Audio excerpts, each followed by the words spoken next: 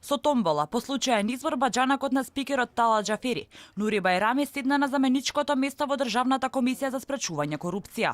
Тој и неговите колеги на денешната прва седница заклучиле дека нема конфликт на интерес со неговиот избор.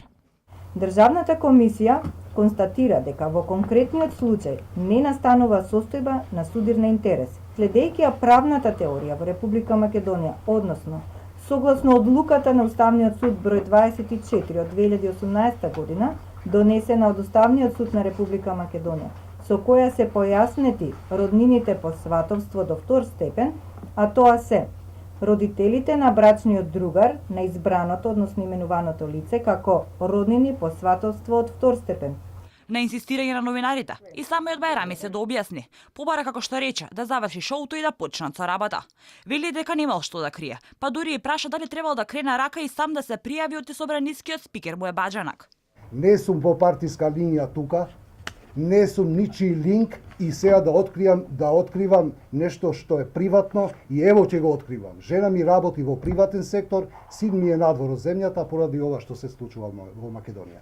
Токму непотизмот, односно роднинските вработувања во јавниот сектор, ќе бидат меѓу првите задачи на новата антикорупцијска.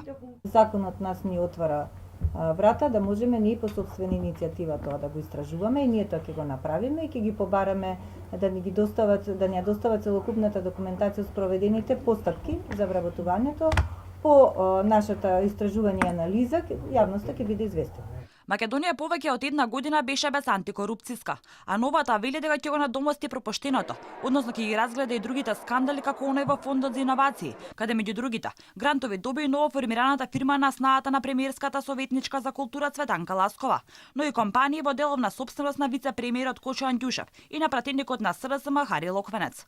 Ке се чешлаат и последните субвенции во Министерството за култура, особено парите доделени на фирми креирани од пред неколку месеци. Според законот за употреба на јазиците, на првата седница беше обезбеден преведувач од албански на македонски. Најавија дека соопштенијата ќе бидат и на двата јазика, но и дека заради примената на законот имаат потреба од дополнителни кадри и финансиски средства.